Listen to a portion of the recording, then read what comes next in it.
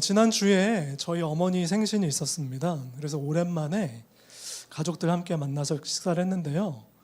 저희 어머니께서 제 아들 하원이를 보면서 오랜만에 보고는 깜짝 놀라시더라고요. 어쩜 이렇게 키가 컸냐. 이제는 할머니, 할아버지보다도 훨씬 더 키가 컸습니다. 우리 교회에서 아직도 얘가 누군지 모르시는 분들 계시더라고요. 그래서 이렇게 물어보시는 분들이 있어요. 목사님, 중학생 아들이 있다고 들었는데 제가 어떻게 한 번도 못 봤네요. 어떻게 생긴 애인가요? 이렇게 물어보신 분들이 있습니다. 궁금하신 분들은 주일날 저희 중고등부실에 방문하시면 됩니다. 저희 중고등부실에 저랑 똑같이 생긴 애가 걸어다니고 있다. 그러면 제가 김 목사님 아들이구나 하시면 됩니다. 저랑 똑같이 안경 썼고요. 심지어 이제는 저랑 키랑 등치마저도 거의 비슷해졌습니다. 이 친구를 보려면 주일날 중고등부까지 굳이 안 가셔도 오늘 예배 끝나고 저기 뒤쪽에 방송실만 봐도 가능합니다. 교회가 설립된 이후로 수요 예배 때마다 눈이 오나 비가 오나 심지어 학교 중간고사, 기말고사 시험 기간에도 한 번도 안 빠지고 방송실에서 저렇게 섬기고 있습니다. 어찌나 기특한지 모릅니다. 우리 박수 한번 칠까요?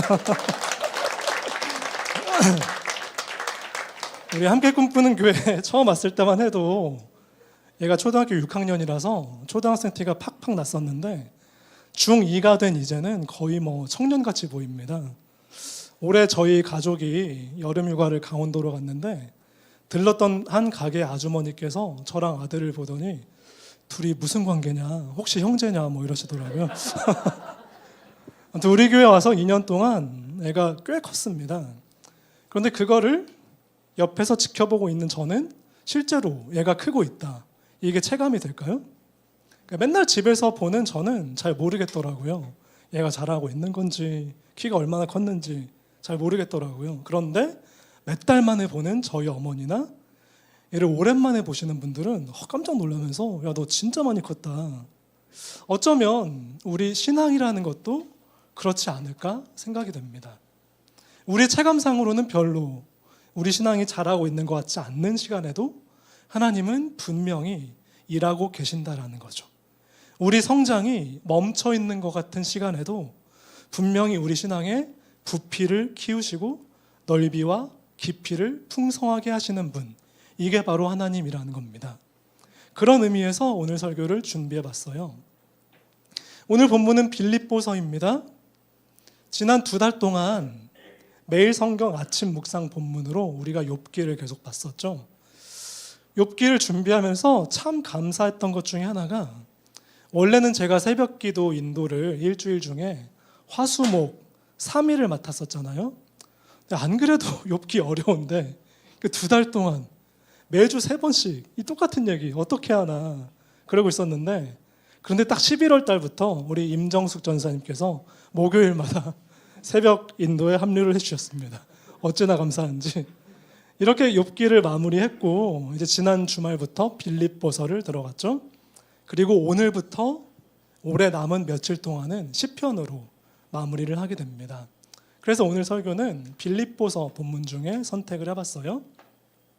빌립보서 2장 12절에 보면 좀 특이한 표현이 나옵니다. 같이 읽어볼게요. 시작. 그러므로 나의 사랑하는 자들아, 너희가 나 있을 때뿐만 아니라 더욱 지금 나 없을 때에도 항상 복종하여 두렵고 떨림으로 너희 구원을 이루라.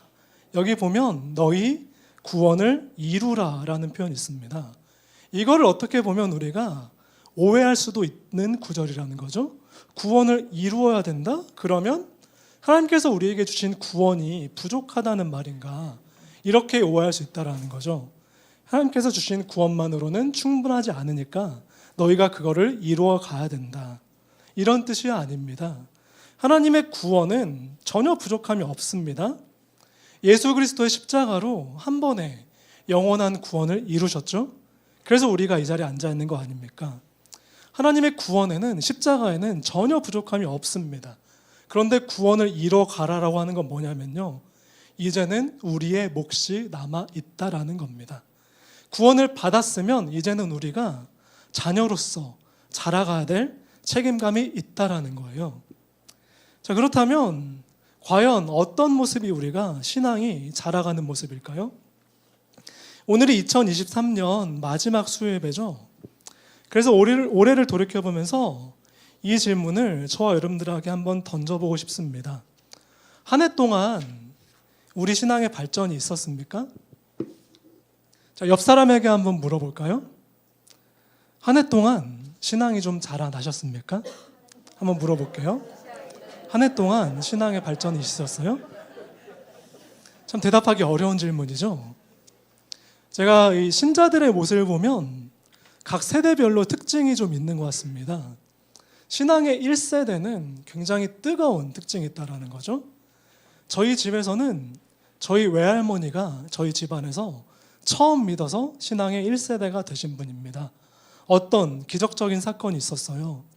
그 옛날 시골에 교회도 없고 목사님도 없던 그 깊은 시골에서 아주 기적 같은 사건을 통해서 저희 외할머니가 예수를 처음 믿게 되었습니다. 저희 외할머니가 40세쯤 되셨을 때 농약을 잘못 드셨어요. 더운 여름날 밭일 마치고 오셨는데, 그런데 저희 할아버지가 이제 쥐 잡으려고 농약을 사발에 담아놨죠. 농약이 생긴 게 어떻게 생겼습니까? 우유같이 하얘서, 저는 안 먹어봤지만 맛도 쥐들을 유혹하기 위해서 맛도 달달하게 그렇게 좋은 맛이 난다고 합니다. 그래서 할머니가 더운 여름날 목은 타는데 그게 막걸리인 줄 알고 끝까지 들이키셨다가 속이 다 뒤집어져갖고 사람이 죽어가는 거죠. 그래서 그 옛날 시골에 병원 있겠습니까? 의사가 있겠습니까? 그래서 저희 할머니 집안이 원래 유교, 불교, 도교, 무당 이런 거에 철저히 젖어 있던 그런 집안이었어요. 처음에 어떻게 했을까요? 무당 불러서 굿하고 별의별 시도를 다 했는데도, 그런데 천지신명한테 빌고 삼신할머니한테 빌고 이러는데 있지도 않은 신이 기도한다고 살려냅니까? 그런데 여기서 이 사람이 죽어가고 있는데 여기서 기가 막힌 하나님의 섭리가 있었다라는 거죠. 마침 그 지역을 순회 전도하던 백인 미국인 선교사가 있었습니다. 머리 노랗고 눈 파랗고 코 큰 이 백인 선교사가 다니면서 열심히 그 시골을 전도를 하고 있는데 그런 소문이 들리는 거예요. 이 백인 되게 막 괴물같이 생긴 사람이 예수 귀신이라는 서양 귀신 이름으로 기도하면 죽은 사람도 살려낸다더라. 당연히 이 소문을 처음에 안 믿었죠. 그런데 어쩌겠습니까? 죽은 사람이 죽어가는데 그 지푸라기라도 잡는 심정으로 빨리 수소문을 해갖고 그 백인 선교사님을 모셔다가 기도를 받은 거죠. 그런데 놀랍게도 죽어가던 할머니가 백인 선교사님의 예수님의 이름으로 고침을 받을지어다 이 기도를 받고 나서 완전히 살아나셨어요. 그래서 그 뜨거운 체험을 통해서 그때부터 예수님을 믿은 겁니다. 그래서 저희 할머니는 지금도 되게 뜨거우세요. 그래서 그때 14살이었던 저희 어머니도 같이 신앙생활하기 시작한 겁니다. 그래서 할머니랑 어머니는 지금도 두 분이 참 뜨거우세요. 신앙이 되게 뜨겁습니다. 이 두 분이 우리 집안의 신앙의 1세대, 2세대에 해당이 되는 거죠. 그리고 제가 3세대고 제 아들이 4세대고 제가 손자를 얻으면 5세대가 되겠죠. 아무튼 이렇게 1세대의 특징은 대체로 처음 믿은 감격이기 때문에 되게 뜨겁습니다. 그런데 2세대, 3세대, 4세대로 갈수록 좀 냉랭하고 시큰둥한 그런 모습이 나타나게 된다는 거죠. 그래서 우리 중고등부 학부모님들 중에서도 저한테 계속 이런 질문을 한 분들이 있으세요. 목사님, 우리 아이들이 잘 믿고 있는지 모르겠어요. 신앙이 잘 자라고 있는지 모르겠습니다. 이러면서 어떤 분들은 우리 아이들이 신앙이 있기는 한 건지 잘 모르겠다고 이렇게 얘기를 하는 분들이 많으세요. 오늘도 제가 우리 중고등부 학부모님들 중에 사춘기를 심하게 겪고 있는 한 아이의 어머니와 고민 상담을 한 적이 있었습니다.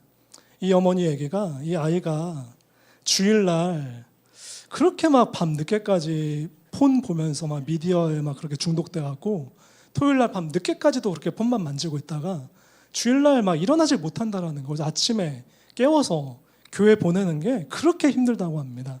그래서 막 아침에 늦어서 예배를 못 가는 그런 일들이 계속 반복되는데, 예배 가는 건 그렇게 싫어하는데, 그런데 이 친구가 뭐 영화 보고 뭐 친구 만나서 놀고 이런 거는 자기가 좋아하는 거는 안 깨워도 스스로 일어나서 너무 그냥 잘 나간다고 이런 얘기를 하면서 이 어머니가 뭐 저한테 울먹울먹 하면서 목사님 이런 모습이 사춘기 때 나타나는 정상적인 모습인 거 맞는 거죠? 이렇게 물어보시더라고요.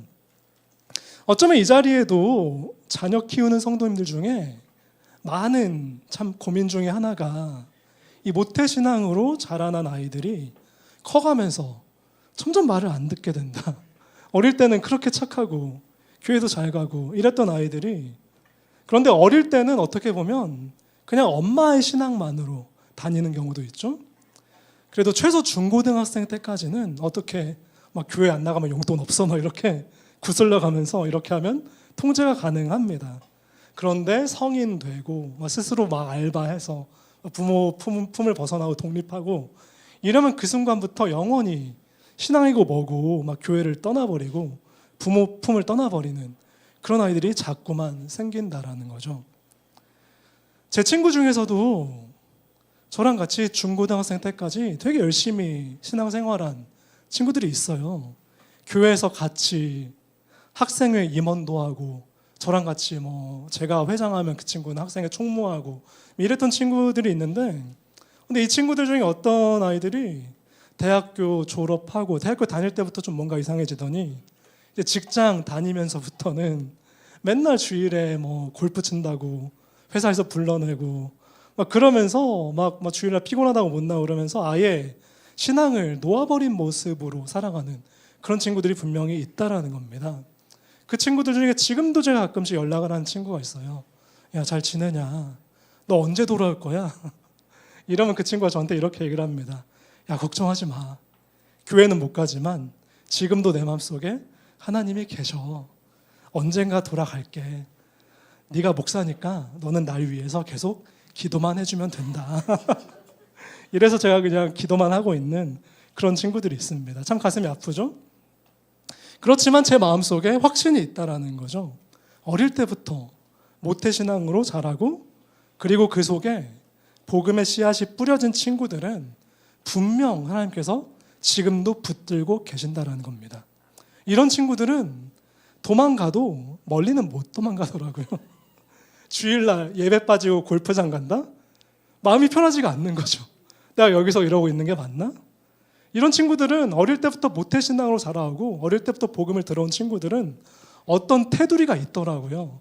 멀리는 못 도망가고 그냥 그 안에서 왔다 갔다 합니다.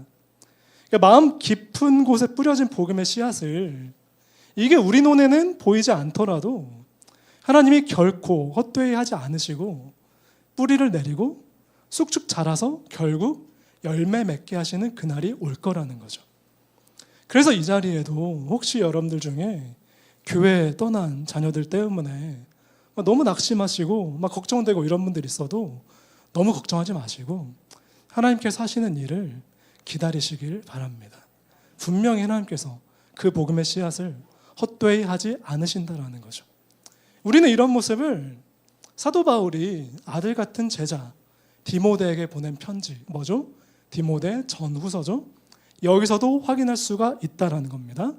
디모데후서 1장 5절 같이 읽어볼게요. 시작. 이는 내 속에 거짓이 없는 믿음이 있음을 생각함이라. 이 믿음은 먼저 내 외조모 로이스와 내 어머니 유니게 속에 있더니 내 속에도 있는 줄을 확신하노라. 뭐라 그러죠? 디모데, 지금 이 젊은 친구 아마 이 편지를 받았을 때 사도 바울은 50, 60이 넘은 아버지 같은 입장이었고 이 젊은 목사님 디모데는 아마 30살이 안 된 그런 청년이었을 겁니다. 그런데 뭐라 그러죠? 너 안에 있는 신앙이 네 외조모 로이스와 내 어머니 유니게 속에 있어서 너한테도 뿌려진 신앙을 결코 하나님께서 헛되이 하지 않을 것이라 이렇게 확신하고 있는 겁니다. 어릴 때부터 교회라는 테두리 안에서 신앙생활하고 그리고 그 마음속에 복음의 씨앗이 뿌려진 사람들은 만약에 교회를 나가더라도 결국 자기 손으로 열고 나갔던 교회 문을 자기 손으로 닫고 들어올 날이 분명히 있다라는 거죠. 그래서 우리가 아이들을 볼 때 너무 조급해하지 마시고요. 부모의 신앙이 온전히 내 것으로 되기까지는 때로는 시간이 필요한 경우도 있다. 분명히 돌아올 것이다. 어떤 사람은 3달 만에 오는 경우도 있습니다. 어떤 사람은 3년 만에 오는 경우도 있어요. 어떤 사람은 30년 그 이상이 걸리는 경우도 있습니다. 그렇지만 한 가지 제가 확신하는 것은 언제가 되든지 우리가 그 자녀들을 놓지 않고 계속 주님 손에 맡겨드리고 기도할 때 분명히 돌아온다라는 거예요.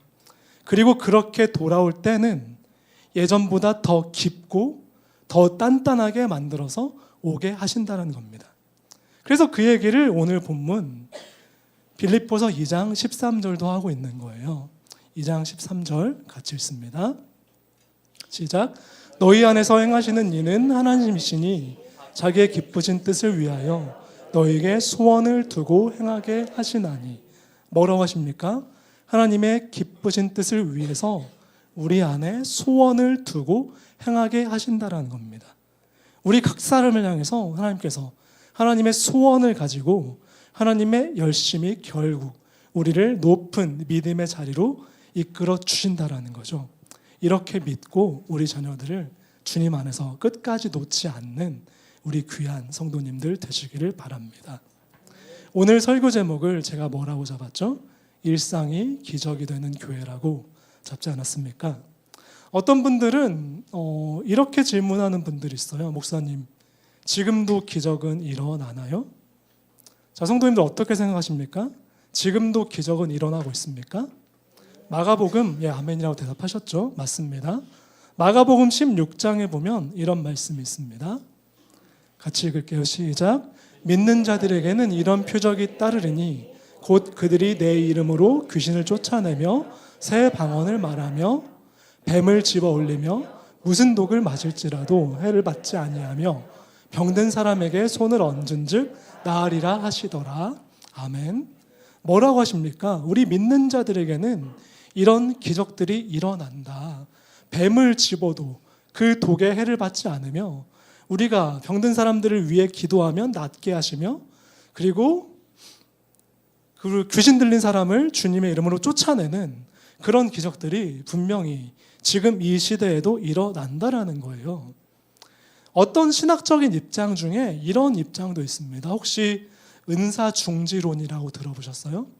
은사중지론이라는 건 뭐냐면 이제는 더 이상 은사는 없다. 이제는 더 이상 계시는 없다. 이런 겁니다.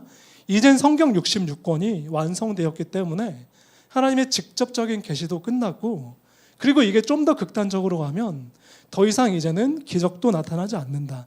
이렇게 가게 된다는 겁니다. 아까도 물어봤지만 성도 여러분, 기적은 더 이상 없습니까? 그렇지 않습니다. 몇십 년, 제가 아까 말씀드렸던 것처럼 몇십 년 전에 저희 할머니 때도 농약 잘못 드시고 다 죽어가시던 분이 선교사님 기도 한 번으로 기적이 일어나지 않았습니까?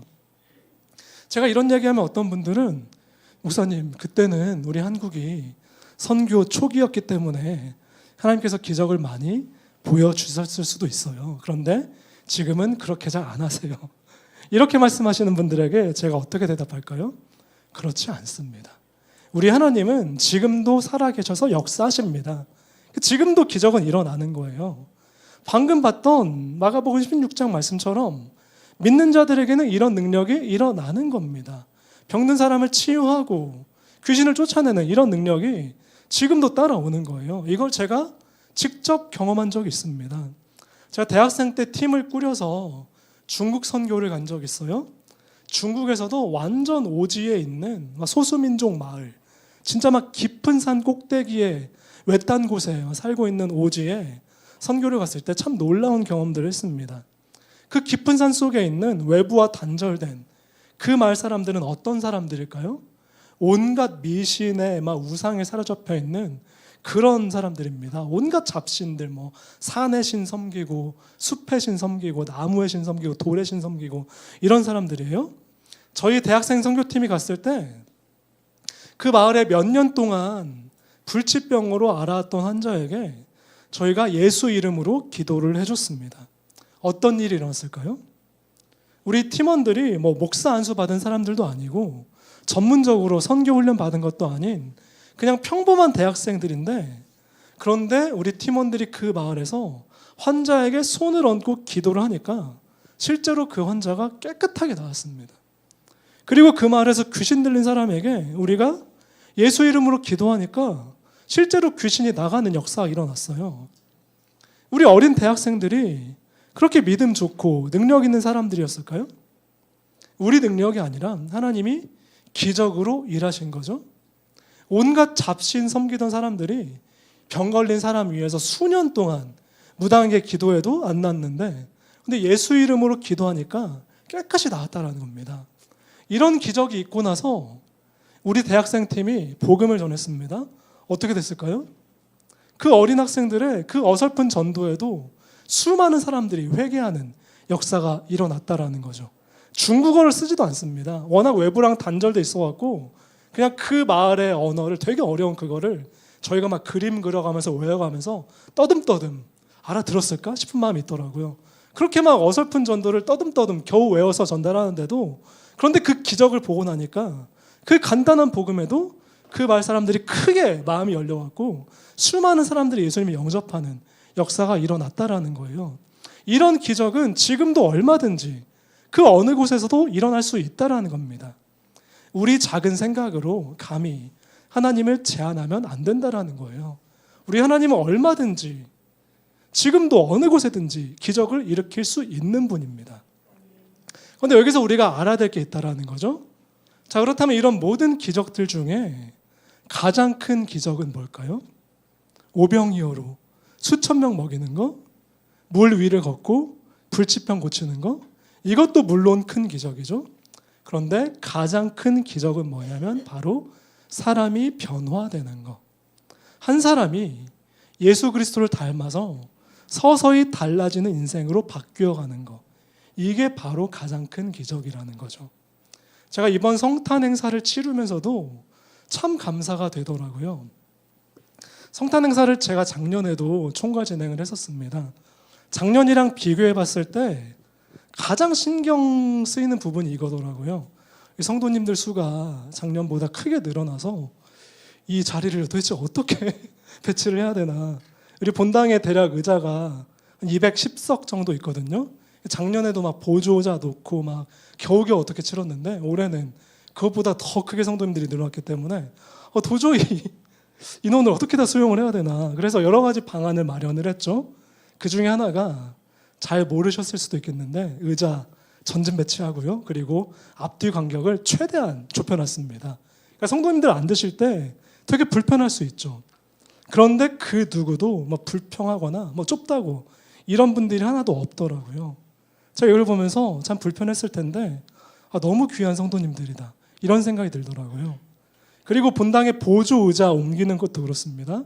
보조 의자 옮기는 것도 살짝 좀 커뮤니케이션에 미스가 있어서 갑자기 제가 청년부실에 내려가서 청년들한테 의자 좀 막 옮겨달라고 막 부탁을 해야 되는 그런 상황이 됐는데도 그런데 우리 청년들 중에 누구 한 사람도 막 불평하거나 이런 거 없이 웃으면서 의자를 그렇게 옮겨주더라고요.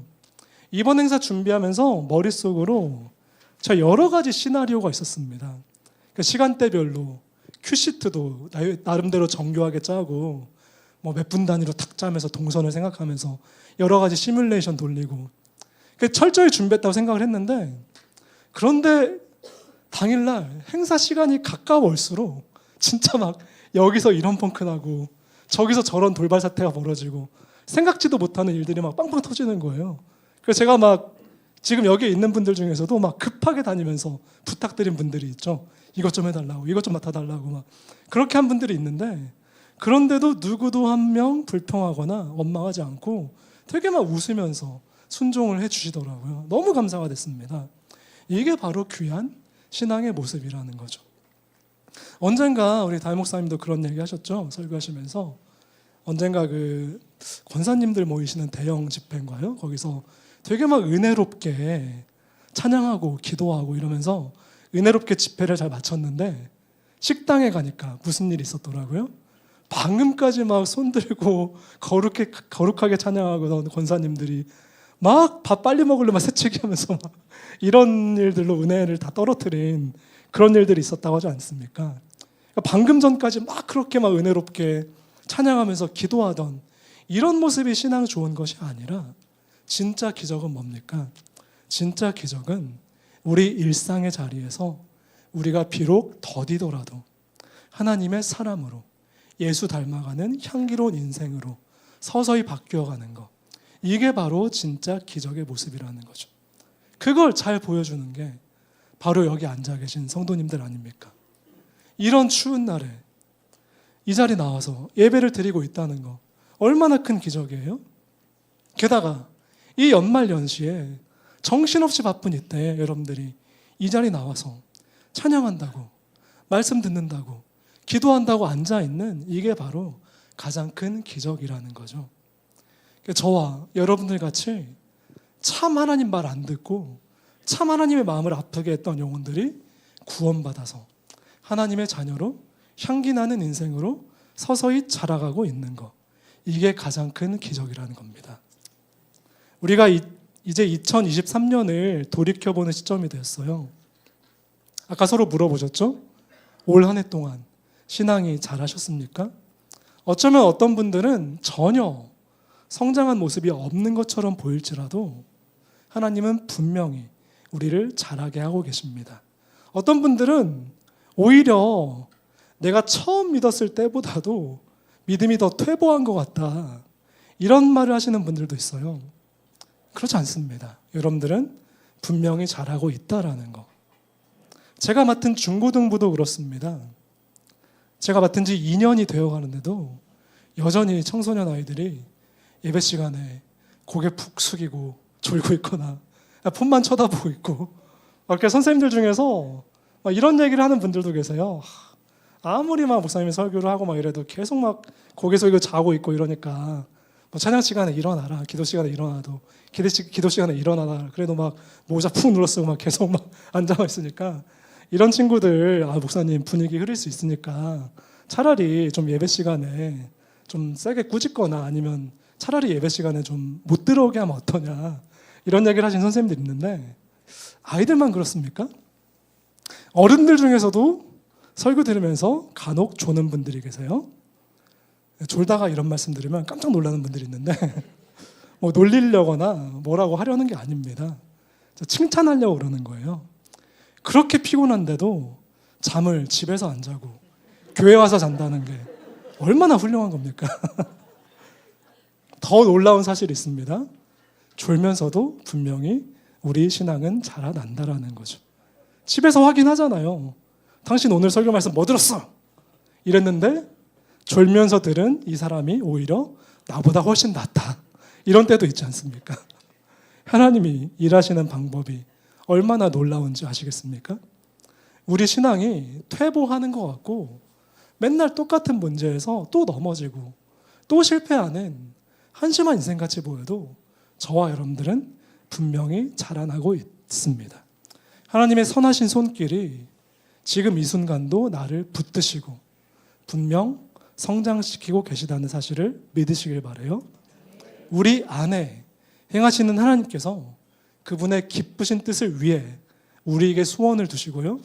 결국 우리를 높은 믿음의 자리로 끌어올리신다는 사실 의심하지 마시고 내년에도 우리에게 주어진 일상의 자리에서 차근차근 자라나시는 귀한 저와 우리 모든 성도님들 되시기를 바랍니다. 말씀을 마무리할게요. 오늘 설교를 들으면서 혹시 좀 이런 오해를 하실 수도 있어요. 하나님이 결국 우리의 신앙을 자라나게 하신다. 교회를 떠난 우리 자녀들도 언젠가 분명히 돌아오게 하시니까 그럼 그냥 우리는 손 놓고 있으면 되는 거네요. 이렇게 가면 이게 오해라는 거죠. 하나님이 언젠가는 이루어 주시고 하나님이 결국 돌아오게 하시니까 그냥 손 놓고 방치하고 있어도 된다. 이게 아닙니다. 마지막으로 12절 같이 한번 읽어볼게요. 시작. 그러므로 나의 사랑하는 자들아 너희가 나 있을 때뿐만 아니라 더욱 지금 나 없을 때에도 항상 복종하여 두렵고 떨림으로 너희 구원을 이루라. 제가 다른 색깔로 좀 강조를 해놨죠. 너희 구원을 이루는데 어떻게 하라 합니까? 두렵고 떨림으로 구원을 이루어 가라고 합니다. 우리의 성화와 성숙이라는 것이 그냥 되지는 않는다라는 겁니다. 하나님 앞에 두렵고 떨리는 마음을 가지고 우리가 인간으로서 살 수 있는 최선의 노력을 다해야 된다라는 거예요. 하나님으로서 하실 일이 있고요.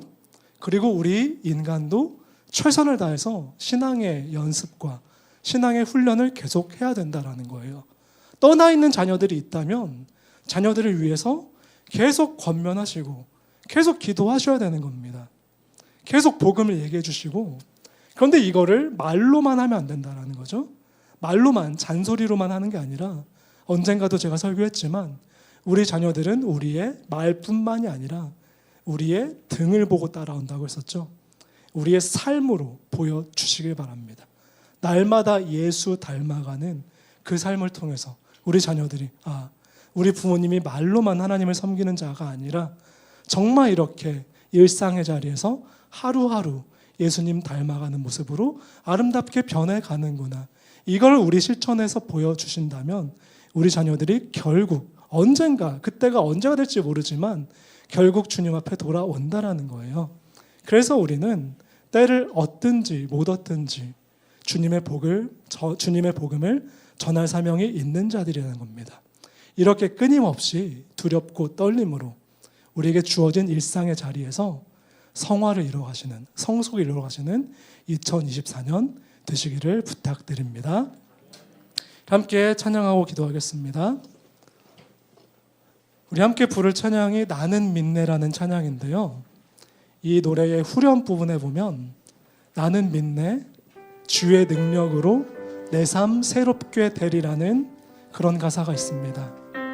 결국 우리 삶을 능력으로 새롭게 하실 주님을 찬양하면서 이 찬양 같이 불렀으면 좋겠습니다. 나는 믿네.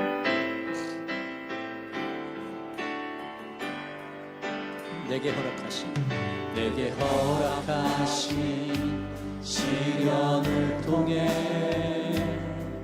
나의 믿음이 강하게 자라나고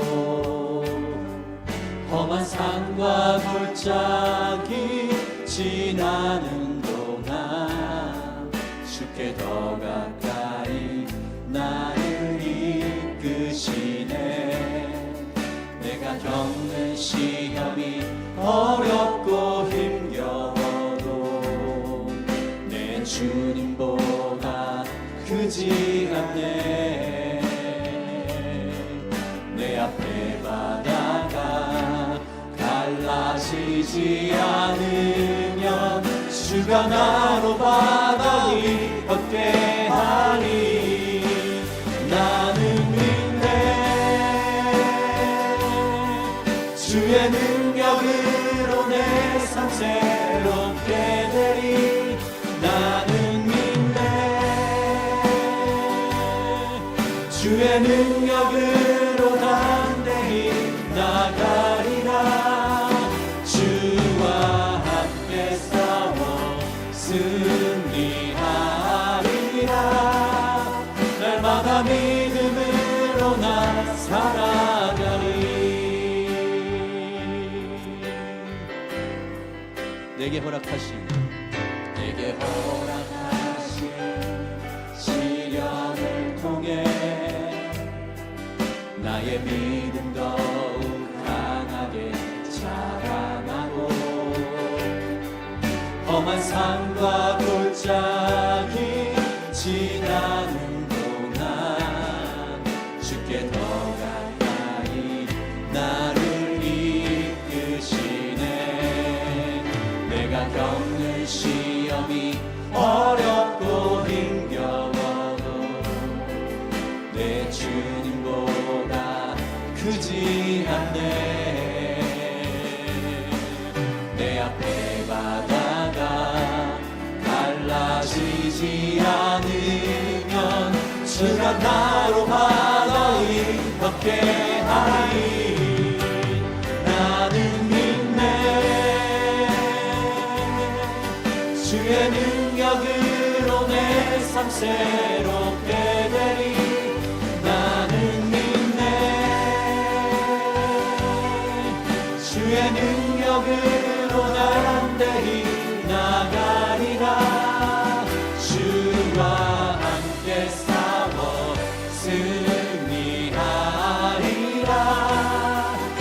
날마다 믿음으로 나 살아. 나는 믿네. 나는 믿네.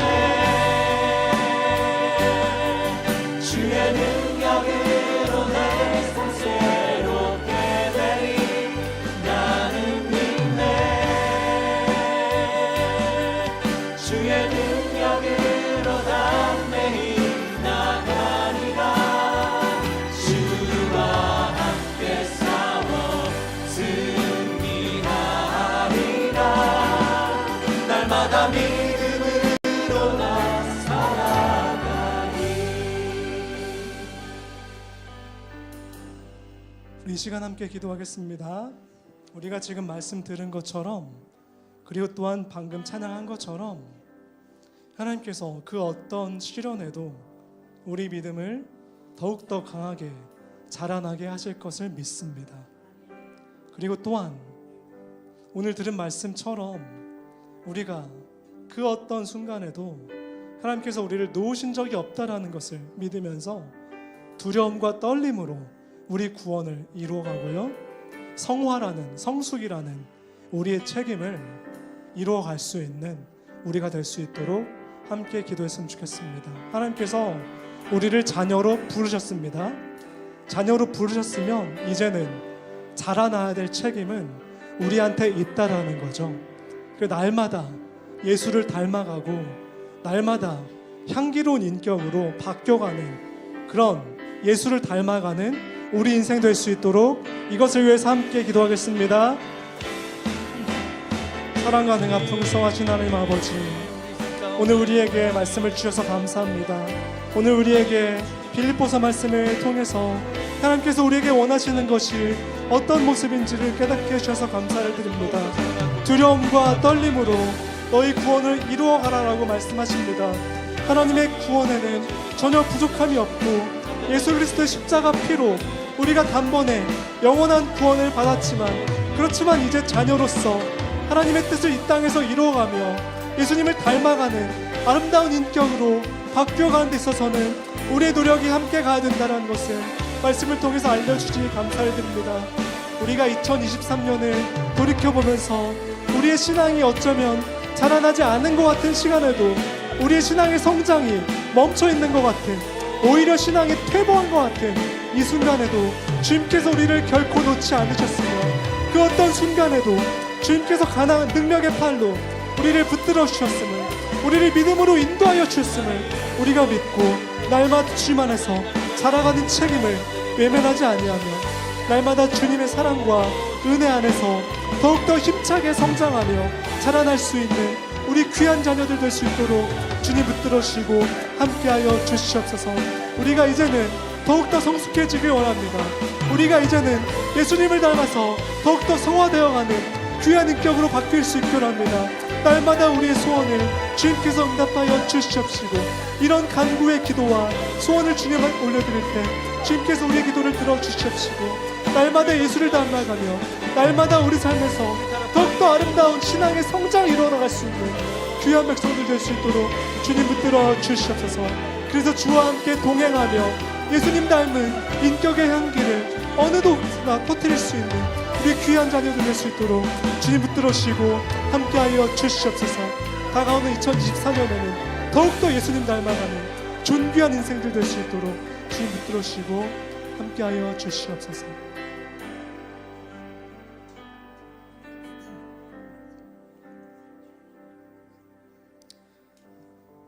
2023년이 시작된 지 엊그제 같은데 벌써 며칠 남지 않았습니다. 2023년의 마지막 수요 예배를 우리가 드리고 있습니다. 우리가 이 시간 함께 기도할 때 지난 한 해를 돌이켜보며 감사하는 시간이 됐으면 좋겠습니다. 우리의 신앙이 멈춰 있는 것 같은 그 순간에도, 어쩌면 우리의 신앙이 더 퇴보한 것 같은 그런 순간에도, 어떤 그 한순간도 하나님께서는 우리를 놓으신 적이 없습니다. 우리를 늘 붙잡고 계셨습니다. 2023년에도 우리를 성실하게 이끌어 주신 그 하나님의 사랑에 감사하며, 그리고 또한 다가오는 2024년에는 우리를 더욱더 높은 신앙으로 끌어올려 주실 그 하나님을 기대하면서 다가오는 새해에는 더욱더 존귀한 인격이 되며 더욱더 예수 닮는 귀한 백성 될 수 있도록 이것을 위해서 함께 기도하겠습니다. 사랑과 내가 풍성하신 하나님 아버지, 우리가 2023년을 돌이켜보면서 주님께 감사와 찬양과 영광을 올려드립니다. 우리가 하나님을 의심하는 때도 있고 하나님이 우리 손을 놓아버린 것 같은 그런 때도 있지 않습니까? 그렇지만 그 어떤 순간에도 하나님께서 우리 손을 붙잡고 계시며 그 어떤 순간에도 하나님께서 우리를 놓지 않으셨다는 것을, 그 어떤 순간에도 우리를 포기하지 않으시며 우리의 손을 잡아 우리를 이끌어 주시고 우리를 지금도 그 높은 신앙의 자리로 이끌어 올려주고 계시다는 것을 우리가 확신하며 감사하는 자들 될 수 있도록 도와주시옵시고, 우리가 작은 어떤 그 세세한 감사의 제목에도 우리의 신앙이 민감해져서 늘 우리의 감사의 제목을 놓치지 않도록 도와주시옵시고, 우리의 영혼이 촉촉한 성령의 담비로 늘 젖어서 주님께 늘 감사할 제목을 찾아내며 그 어떤 경우에도 내 인생의 가시와 같은 그 순간에도 주님께 감사하며 주님께 찬양하며 기도를 올려드리며 우리의 손을 잊지 않는 그런 귀한 백성들 될 수 있도록 주님 도와주시옵소서. 광야에 길을 내시고 사막을 백합화가 피게 하시는 그 놀라운 하나님의 길을 믿으면서 2023년을 정리하면서 감사하면서 새롭게 밝아올 2024년도 온전히 주님과 함께 동행하며 주님의 손을 잡고 담대히 걸어갈 수 있는 귀한 백성들 될 수 있도록 주님 도와주시옵소서. 우리의 신앙에 날마다 진보와 성숙과 성화가 일어날 수 있도록 주님 여기 모인 모든 백성들을 만져주시고 이끌어 주시옵소서. 그 어떤 경우에도 하나님의 손을 놓지 않도록 주님 도와주시며 우리가 날마다 두렵고 떨림으로 우리 구원을 이루어가라, 너희 속에 선한 일을 시작하신 하나님께서 그것을 끝까지 이루실 것이라는 너희 안에 소원을 두고 행하게 하신다는 그 하나님의 말씀을 믿으며 우리와 우리 자녀 손들이 끝까지 하나님을 놓지 않으며 신앙의 성숙을 이루어갈 수 있는 귀한 백성들 될 수 있도록 주님 붙들어 주시옵소서.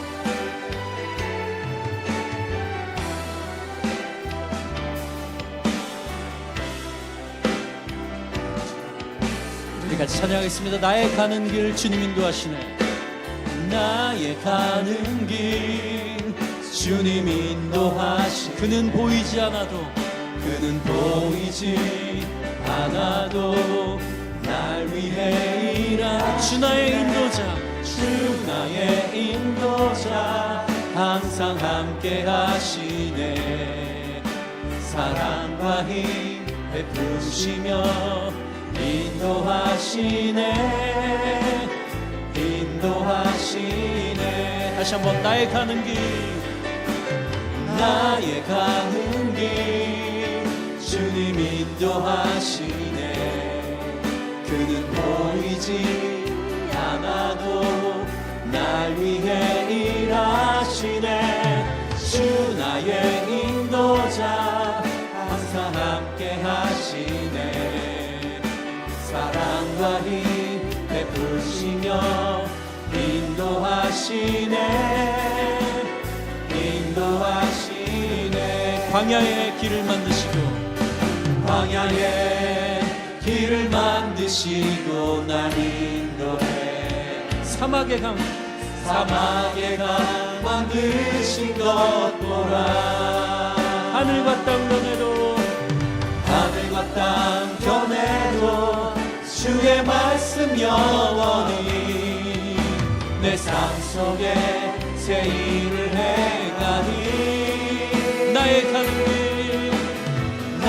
가는 길 주님 인도하시네. 그는 보이지 않아도 날 위해 일하시네. 주 나의 인도자 항상 함께 하시네. 사랑과 힘 베푸시며 인도하시네.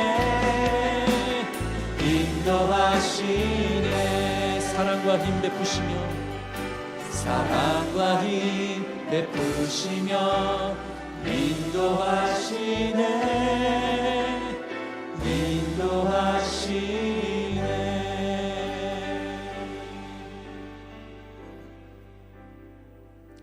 우리 한 번 더 같이 기도하겠습니다. 지금 우리가 찬양한 것처럼 우리의 가는 길 주님께서 인도하시고요, 보이지 않아도 우리를 위해서 늘 일하십니다. 사막에 강을 만드시고요, 광야에 길을 만드시는 하나님 되십니다. 우리가 이 시간 함께 기도할 때 이 내년 우리 교회를 위해서 함께 기도했으면 좋겠습니다. 우리 내년 우리 사랑하는 함께 꿈꾸는 교회가 모든 부서와 모든 기관과 모든 리더와 또한 우리 목회자, 교사, 순장님 모든 분들이 주님 안에서 아름답게 사랑으로 연합하며, 그리고 또한 아까 강선본 집사님 내평찬 간증하신 것처럼 사랑으로 참아주며 품어주며 함께 세워갈 수 있는 귀한 교회 될 수 있도록 우리 교회를 위해서 기도해 주시길 바랍니다. 하나님께서 내년에 우리 교회에 하실 일을 기대하며 광야의 길을 만드시고 사막의 강을 만드시는 그 하나님께서 내년에도 우리 교회를 아름답게 사랑으로 보호해 주시고 인도해 주실 것을 믿으며 내년에도 사랑 안에 더욱더 단단하게 자라가는 우리 귀한 교회 될 수 있도록 이것을 위해서 함께 기도하겠습니다. 사랑과 은혜가 풍성하신 하나님 아버지, 2023년을 이렇게 아름답게 잘 마무리할 수 있도록 도와주시고, 그리고 또한 우리에게 새로운 2024년을 허락해 주신 주님의 은혜에 감사를 드립니다. 우리가 지난 2023년을 돌이켜볼 때 참 어떻게 보면 힘든 일도 많았고, 교회가 개척한 지 얼마 안 돼서 모든 것이 낯설고 여러 가지 시행착오를 겪으면서 우리가 여러 가지 마음속에 힘든 일도 있었고, 사람과의 관계에 있어서 어려운 일도 있었고, 참 힘들고 우리 마음을 힘들게 하는 그런 일들도 많았지만, 그럼에도 불구하고 하나님께서 우리 교회를 여태까지 이렇게 사랑하여 주시고 지켜주시고 성장케 하셨음에 감사를 드립니다. 하나님, 우리를 여태까지 이렇게 성실하게 인도해 주신 주님께서 내년 2024년도 아름답게 인도하여 주시고 주님의 품 안에, 주님의 눈동자 아래, 주님의 나에게 그늘 아래 보호하여 주실 것을 믿습니다. 우리가 2024년에 이루실 하나님의 높으신 일을 기대하며 광야의 길을 만드시고 사막의 강을 만드시는 하나님의 은혜를 기억하며 그 하나님의 축복의 손길을 기대하며 하나님의 놀라운 일을 기대하며 나의 가는 길 오직 그가 인도하시나니 우리를 단련하시고 나며 내가 정금같이 나을 곳이라는 그 하나님의 사랑을 믿으며 하나님의 선하신 역사를 기대하며 그렇게 주님 앞에 온전히 나아갈 수 있는 우리 귀한 백성들 될 수 있도록 주님 도와주시옵소서. 하나님께서 지금까지도 2년 동안 우리 함께 꿈꾸는 교회를 아름답게 이끌어 오셨듯이 내년에도 그리고 내후년에도 앞으로 펼쳐질 모든 날들에도 주님께서 우리 교회를 아름답게 이끌어 주시며 보호해 주시며 모든 성도님들을 주님의 품 안에 품어 주실 것을 믿으며 내년에도 서로 사랑하며 돌이켜보며 돌아보며 서로를 품어주며 기다려주며 사랑 안에서 더욱더 단단해지는 귀한 교회 될 수 있도록 주님 붙들어 주시옵소서. 서로를 참아주고 서로를 버텨주며 서로의 연약함을 용납하며 다같이 신앙이 성장할 수 있는 귀한 교회, 복된 교회 될 수 있도록 주님 함께 하시고 이끌어 주시옵소서. 내년에도 변함없는 복과 은총으로 우리를 향해 역사하실 주님을 찬양합니다. 기대합니다. 주님의 선한 손길에 우리를 온전히 맡겨드립니다. 주님께서 홀로 영광 받아주시고 주님 홀로 모든 찬양 받아주시옵소서.